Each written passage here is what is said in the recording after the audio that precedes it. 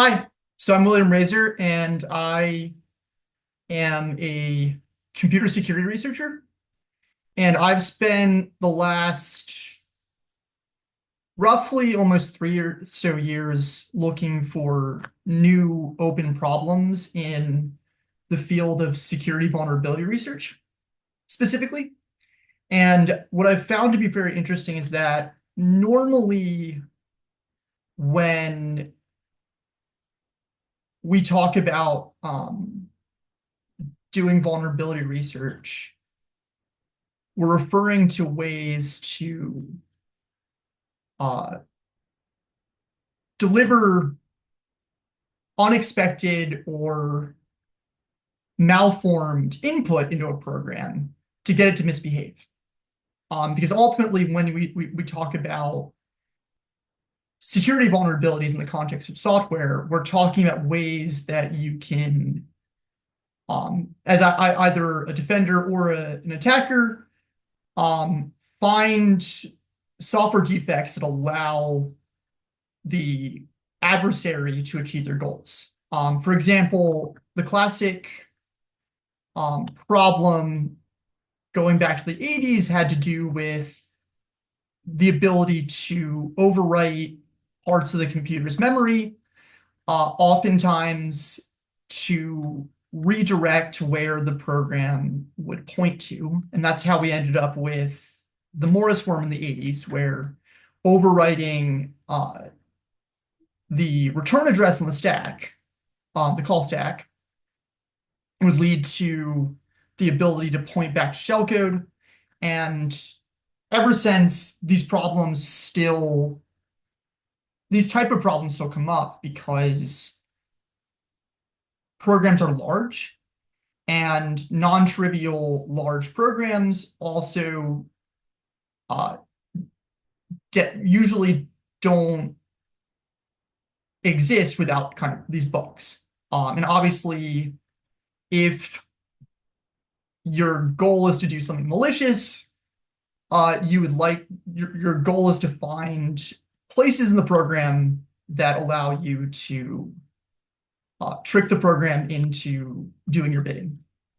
And obviously, as security researchers and defenders, we also want to do most of the same because we'd like to be able to locate and demonstrate these bugs and vulnerabilities as close to before someone else finds it, or be able to patch them in time for them to not affect users.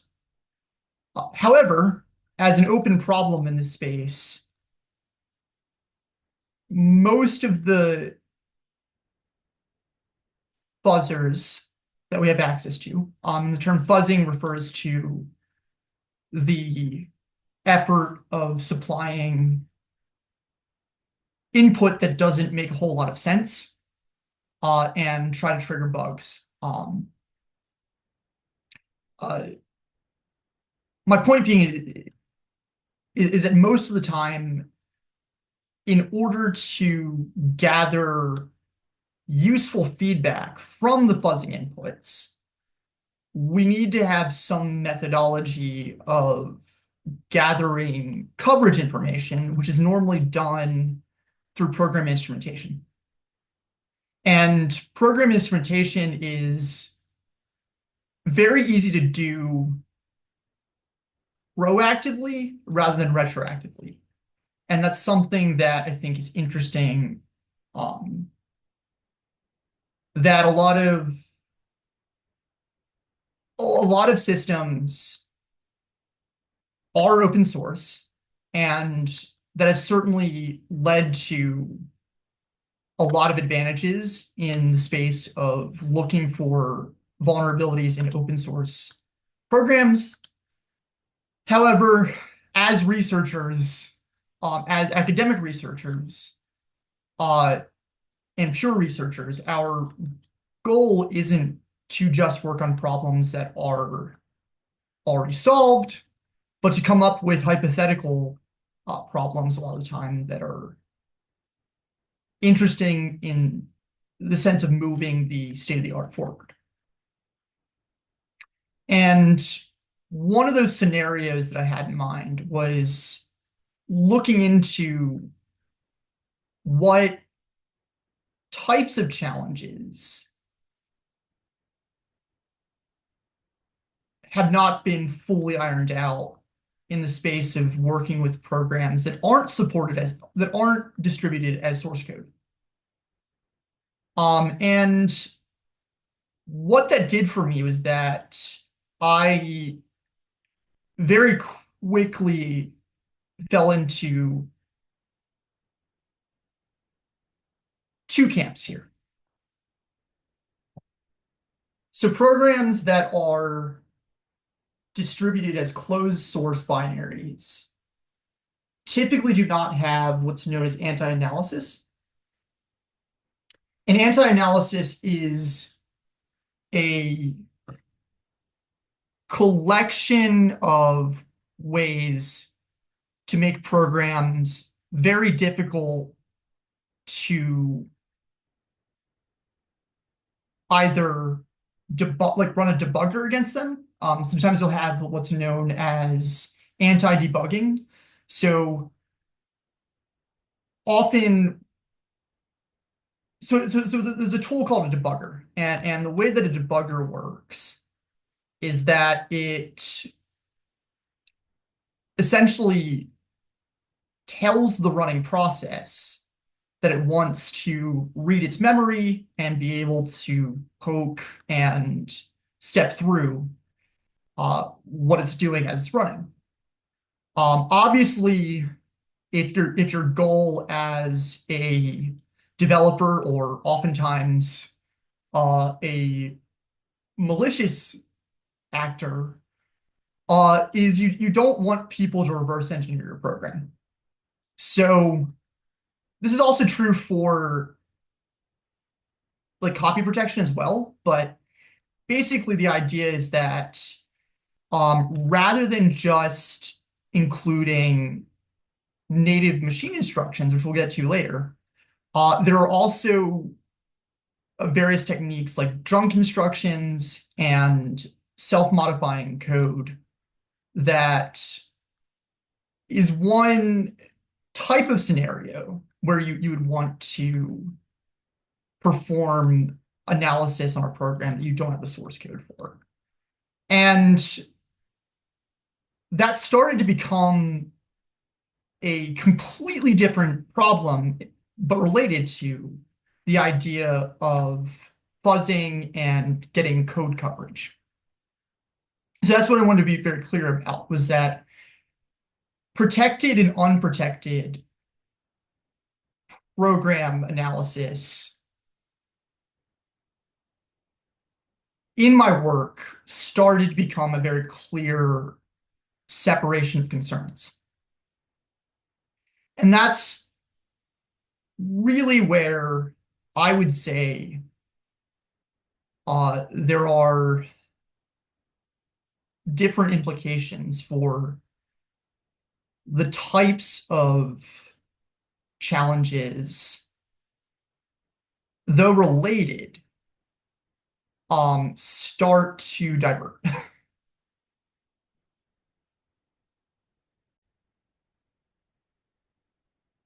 So for those who don't know, each computer platform, I mean, the operating system is a whole nother discussion, but each processor that executes instructions, well, all of them do, each processor that's manufactured has to have an interface between the software and the hardware called the instruction set architecture. And what makes this very interesting when it comes to instrumenting programs, if we assume that there's not any kind of weird anti-analysis trickery, is that each instruction set is different. And there's a long running tradition in computing where complex instruction sets uh, allow for many ways to compute certain things with fewer instructions, but also complicating the length in bytes and also the amount of instructions that are available to compilers and program writers, which obviously adds its own complexity in terms of reverse engineering. There's also there are also instruction sets that are referred to as reduced instruction set uh, architectures, and those are based on the idea that you might need more instructions to do the same type of operations, but the encoding and decoding is also quite simple.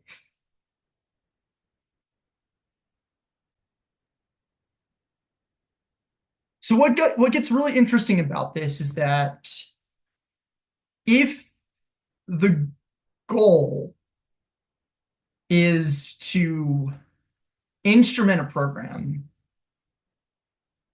assuming that you're not going to first lift it to a common intermediate representation, is that you mostly need to have, rather than a generalized solution to the problem, which will work with any instruction set, you mostly need to have what's known as an ad hoc solution for each processor instruction set that you want to support with your instrumentation tools. And the primary inspiration for doing this was actually that I watched a talk that was given at DEF CON. And usually when we're talking to absolute beginners about assembly code, which is usually not written these days, but it is output by assemblers and disassemblers because, well, by compilers primarily, but when you're reverse engineering something, you no longer have uh, most of the symbols, and you're essentially just going to have to decode the raw instructions back to as close as possible to what the assembler would generate, to assembler or some other decompilation tool chain, which is essentially what tools like Ghidra and IDA do. But what I found particularly interesting was that usually, and this is true mostly for RISC computer architectures, each assembly instruction primarily should map one-to-one to a single machine instruction. As soon as I learned that the Intel x86 instruction set doesn't do that as simply and can have up to 15-byte instructions, it really started to click how complicated this would be to attempt to universally instrument programs compiled for different types of platforms, computer platforms. So the solution that I arrived at was this idea that assuming that each platform that a program could be compiled for would need its own decoder, its own tool chain for reversing it and instrumenting it. That theoretically we could just train a machine learning classifier to take in a collection of different programs compiled for different platforms. So you might have an ARM assembly, an ARM binary. You might have an x86 binary. You might have a PowerPC. All these different CPU platforms that would have binaries compiled for them, assuming they weren't, protected, would then train a model to see a bunch of different bytes and then give back a confidence interval, essentially, about how likely it is that the binary is meant to be run on XYZ platform. And this would allow, in theory, to then just take the classifier and then be able to choose a platform-specific solution, essentially working around the platform-specific issues. But back to the anti-analysis versus not anti-analysis problem. This not only turned out to be very difficult to do, given that you normally wouldn't have a collection of random programs compiled for different platforms. And one of the papers that I looked at that actually expanded on this topic, the data set they used was actually owned by a company called Praetorian. And I wasn't actually able to get Praetorian to give me the data set, which tells me a lot of different things about either the programs were proprietary, or they might have been a collection of malicious samples, which is another possibility. Anyway, assuming that I was able to train the model and get it to recognize, CPU platforms, it turns out that most of the time this information is not stripped out of the program to begin with. So I did learn a lot about this, but it's probably true that this was a dead end, in the sense that if you don't know what platform a program is meant to run on, it's probably because the file is either corrupted or there's some form of anti-analysis. And what is interesting about that is that the original use case I had in mind was to select an instrumentation strategy for a specific platform based on detecting it. However, it turns out that a much more challenging issue in many ways also is applying some form of classification to programs that do have anti-analysis methods applied to them. So there are a number of different directions that this work could go into. I mean, you could look at methodologies that are specific to a particular platform and flesh it out so it's more reliable. There are ways to better improve tools that generate, intermediate representation that can be instrumented and used. And then there are other ways to try our best to automate the process of dealing with protected or anti-analysis methods, because those are more likely to be addressed with machine learning techniques than instrumentation.